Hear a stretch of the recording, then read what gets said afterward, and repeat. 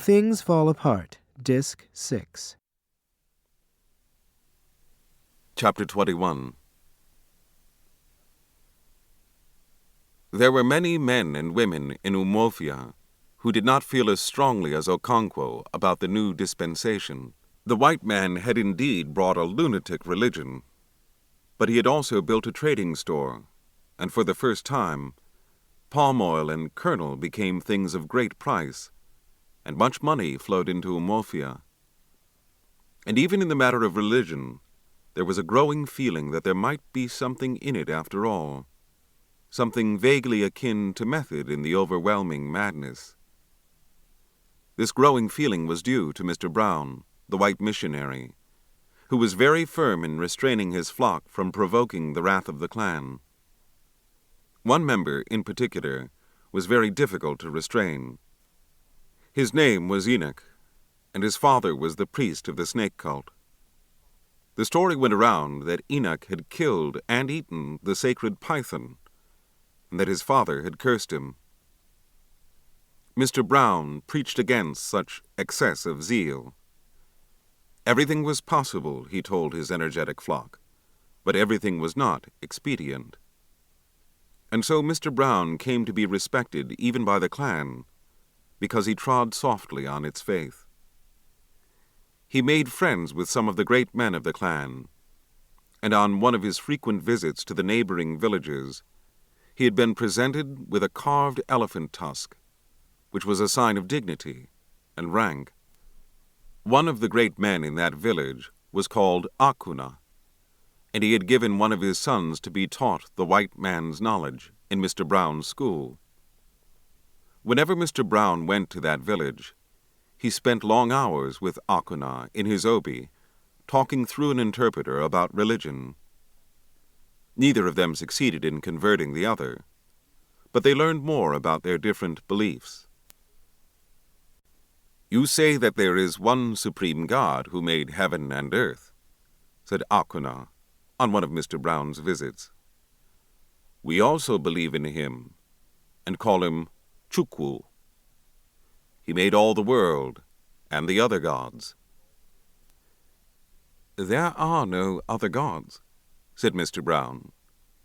"Chukwu is the only God, and all others are false. You carve a piece of wood, like that one."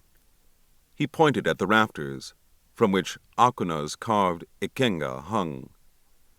"And you call it a god, but it is still a piece of wood." "Yes," said Akuna. "It is indeed a piece of wood. The tree from which it came was made by Chukwu, as indeed all minor gods were.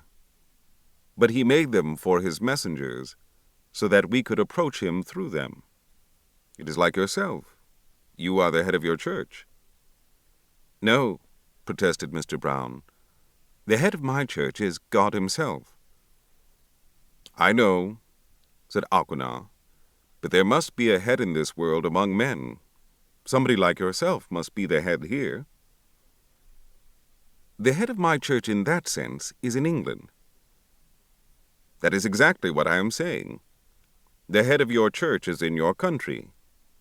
He has sent you here as his messenger, and you have also appointed your own messengers and servants. Or let me take another example, the district commissioner. He is sent by your king." "They have a queen," said the interpreter on his own account. "Your queen sends her messenger, the district commissioner. He finds that he cannot do the work alone, and so he appoints Kotma to help him. It is the same with God, or Chukwu. He appoints the smaller gods to help him, because his work is too great for one person." "You should not think of him as a person," said Mr. Brown. "It is because you do so that you imagine he must need helpers. And the worst thing about it is that you give all the worship to the false gods you have created." "That is not so. We make sacrifices to the little gods, but when they fail and there is no one else to turn to, we go to Chukwu. It is right to do so. We approach a great man through his servants. But when his servants fail to help us, Then we go to the last source of hope. We appear to pay greater attention to the little gods, but that is not so. We worry them more because we are afraid to worry their master. Our fathers knew that Chukwu was the overlord, and that is why many of them gave their children the name Chukwuka. Chukwu is supreme. "You said one interesting thing," said Mr. Brown. "You are afraid of Chukwu. In my religion, Chukwu is a loving father and need not be feared by those who do his will. But we must fear him when we are not doing his will," said Akuna. "And who is to tell his will? It is too great to be known." In this way, Mr. Brown learned a good deal about the religion of the clan, and he came to the conclusion that a frontal attack on it would not succeed. And so he built a school and a little hospital in Umuofia. He went from family to family, begging people to send their children to his school. But at first they only sent their slaves or sometimes their lazy children. Mr. Brown begged and argued and prophesied. He said that the leaders of the land in the future would be men and women who had learned to read and write. If Umuofia failed to send her children to the school, strangers would come from other places to rule them.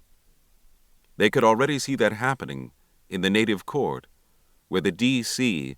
was surrounded by strangers who spoke his tongue. Most of these strangers came from the distant town of Umuru, on the bank of the great river where the white man first went. In the end, Mr. Brown's arguments began to have an effect. More people came to learn in his school, and he encouraged them with gifts of singlets and towels. They were not all young, these people who came to learn. Some of them were 30 years old or more. They worked on their farms in the morning and went to school in the afternoon. And it was not long before the people began to say that the white man's medicine was quick in working. Mr. Brown's school produced quick results.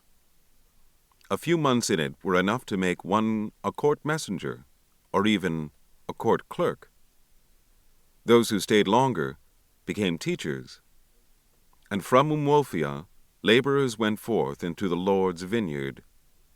New churches were established in the surrounding villages, and a few schools with them. From the very beginning, religion and education went hand in hand. Mr. Brown's mission grew from strength to strength, and because of its link with the new administration, it earned a new social prestige. But Mr. Brown himself was breaking down in health. At first he ignored the warning signs, but in the end, he had to leave his flock, sad and broken. It was in the first rainy season after Okonkwo's return to Umuofia that Mr. Brown left for home. As soon as he had learned of Okonkwo's return 5 months earlier, the missionary had immediately paid him a visit. He had just sent Okonkwo's son, Nwoye, who was now called Isaac, to the new training college for teachers in Umuru. And he had hoped that Okonkwo would be happy to hear of it. But Okonkwo had driven him away with the threat that if he came into his compound again, he would be carried out of it. Okonkwo's return to his native land was not as memorable as he had wished. It was true his 2 beautiful daughters aroused great interest among suitors, and marriage negotiations were soon in progress. But beyond that, Umuofia did not appear to have taken any special notice of the warrior's return. The clan had undergone such profound change during his exile that it was barely recognizable. The new religion and government and the trading stores were very much in the people's eyes and minds. There were still many who saw these new institutions as evil, but even they talked and thought about little else, and certainly not about Okonkwo's return. And it was the wrong year, too. If Okonkwo had immediately initiated his 2 sons into the Ozo Society, as he had planned, he would have caused a stir. But the initiation rite was performed once in 3 years in Umuofia, and he had to wait for nearly 2 years for the next round of ceremonies. Okonkwo was deeply grieved, and it was not just a personal grief. He mourned for the clan, which he saw breaking up and falling apart, and he mourned for the warlike men of Umuofia, who had so unaccountably become soft, like women.